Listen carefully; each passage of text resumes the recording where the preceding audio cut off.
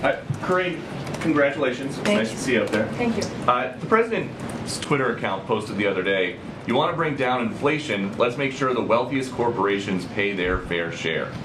How does raising taxes on corporations reduce inflation? Are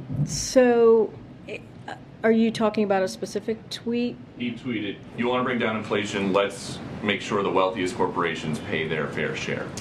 Look, we have talked about this past year about making sure that the wealthiest among us are paying their fair share.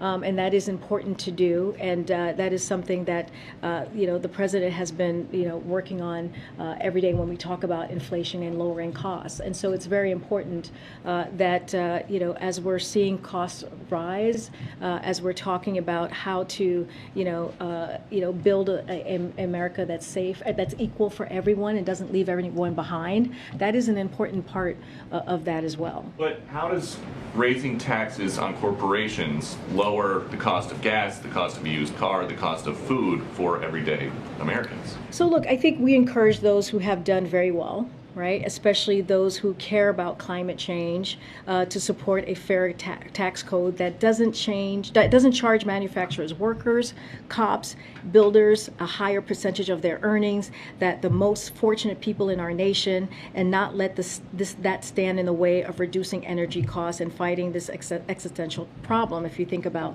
that as an example. And to support basic collective bargaining rights as well, right? That's also important. But look, it is, without having a fair tax code, which is what I'm talking about, then like manufacturing workers, cops, it's not fair for them to have to pay higher taxes than the folks who are not paying taxes at all. Well, what does that have to do with inflation? The president said, you want to bring down inflation, let's make sure the wealthiest corporations pay their fair share.